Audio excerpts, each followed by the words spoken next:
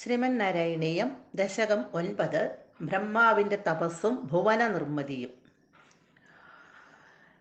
ഗജാനന പത്മാർക്കം ഗജാനനമഹർനിശം അനേകദം തം ഭക്താനാം ഏകദന്തമുപാസ്മഹേ.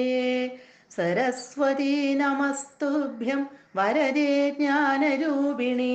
വിദ്യാരംഭം കരിഷ്യാമി സിദ്ധിർഭവതു മേ സദാ. ഗുരുർബ്രഹ്മാ ഗുരുർവിഷ്ണുർഗുരുർദേവോ മഹേശ്വര. ഗുരുഃ സാക്ഷാത് പരം ബ്രഹ്മ തസ്മൈ ശ്രീ ഗുരവേ നമഃ. ശ്ലോകം 2. ഓം നമോ ഭഗവതേ വാസുദേവായ. മഹാർണവവിഘൂർണിതം കമലമേവ തത്കേവലം വിലോക്യ തദുപാശ്രയം തവ തനും തു നാലോകയൻ. കയേഷ കമലോദരേ മഹതി നിസ്സഹായോഹ്യഹം കുതസ്വിദിതമംബുജം സമജനീതി ചിന്താമഗാത്. ആദ്യത്തെ ശ്ലോകത്തിൽ നമ്മൾ കണ്ടു ഭഗവാന്റെ നാഭിയിൽ നിന്ന് ഉയർന്നു വന്ന ആ താമര വിടർന്ന് എല്ലാ ദിക്കുകളിലും പ്രകാശം ചൊരിഞ്ഞുകൊണ്ട് നിന്ന് അതിൽ ബ്രഹ്മാവ് ആവിർഭവിക്കുന്നതും, ആ ബ്രഹ്മാവ് 4 വശത്തേക്ക് നോക്കുമ്പോൾ സമുദ്രമാണ്, വെള്ളം മാത്രമേ കാണുന്നുള്ളൂ. അപ്പൊ എവിടെ നിന്നാണ് ഞാൻ വന്നത് എന്നറിയാനായിട്ടാണ് 4 വശത്തേക്കും തല തിരിച്ചു നോക്കിയത്. അങ്ങനെ 4 തലകളായിട്ട് മാറി. നാൻമുഖൻ എന്ന പേരും വന്നു. വിടർന്ന താമരപ്പൂക്കൾക്ക് തുല്യമായിട്ടുള്ള താമര ഇതളുകൾ പോലെയുള്ള 8 കണ്ണുകളോടുകൂടി 4 മുഖത്തോടുകൂടി നാൻമുഖൻ എന്ന അവസ്ഥയെ പ്രാപിച്ചു. മഖാർണവ വിഘൂർണിതം, പെരും കടലിൽ കിടന്ന്, ചുറ്റും കടലാണ്, ആ കടലിലാണ് ഈ താമര നിൽക്കുന്നത്, വെള്ളത്തിലാണ് ഈ താമര നിൽക്കുന്നത്. ആ താമര ചാഞ്ചാടിക്കൊണ്ടിരുന്ന ആ താമരപ്പൂവിനെ ഇങ്ങനെ ഇളകിക്കൊണ്ടിരിക്കുകയാണ് ആ താമരപ്പൂവ് വെള്ളത്തിൽ. ആ താമരപ്പൂവിനെ ആശ്രയം തത് കമലം കേവലം ഏവ. തത് കമലം, ആ താമരപ്പൂവിനെ കേവലം ഏവ, കേവലമായിട്ട് ആശ്രയമില്ലാത്തതായിട്ട് തന്നെ വിലോക്യ കാണുകയും, ഒരാശ്രയവുമില്ലാതെ ഇങ്ങനെ വെള്ളത്തിൽ ഇങ്ങനെ നിൽക്കുകയാണ് ഈ താമരപ്പൂവ്, ഇത് ഇങ്ങനെ ആടിക്കൊണ്ടിരിക്കുകയാണ്.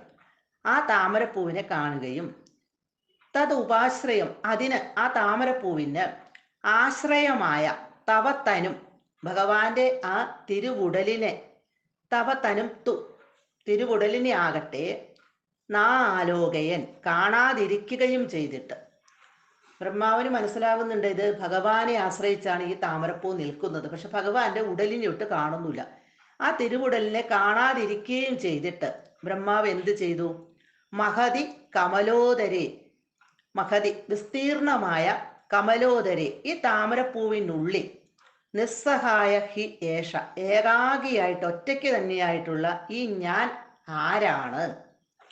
അഹം ക, ഞാൻ ആരാണ്? ഏഷ, ഈ ഞാൻ ആരാണ്? നിസ്സഹായ ഹി ഏഷ അഹം ക, ഏകാഗിയായിട്ട് ഒറ്റയ്ക്ക് തന്നെ ആയിട്ടിരിക്കുന്ന ഈ ഞാൻ തന്നെ ആരാണ് എന്ന് ചിന്തിക്കുകയാണ്. ഇതം അംബുജം കുതസ്വിത് സമജനി.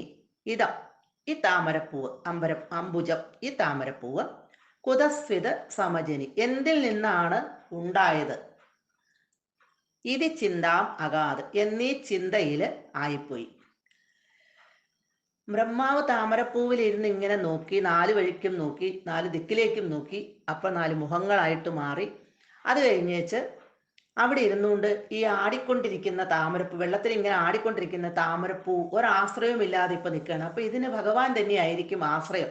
അപ്പൊ ഭഗവാന്റെ തിരുവുടലിനെ ആണെങ്കിൽ കാണുന്നുമില്ല. അപ്പൊ താമരപ്പൂവിന്റെ ഉള്ളിൽ തന്നെ ഒറ്റയ്ക്ക് ഇരിക്കുന്ന ഈ ഞാൻ തന്നെ ആരാണ് എന്നിങ്ങനെ ചിന്തിച്ചു. ഇനി ഈ താമരപ്പൂ എന്തിൽ നിന്നാണ് ഉണ്ടായത്? ഇങ്ങനെ ചിന്തിച്ചുകൊണ്ട് ബ്രഹ്മാവ് താമരപ്പൂവിൽ ഒറ്റയ്ക്ക് ഇരിപ്പായി. മഹാസമുദ്രത്തിൽ ഈ ആടിക്കൊണ്ടിരിക്കുന്ന താമര മാത്രമേ കാണാനുള്ളൂ. അതിന് കാരണമായിട്ടുള്ള ഭഗവാന്റെ ശരീരം കാണുന്നുമില്ല.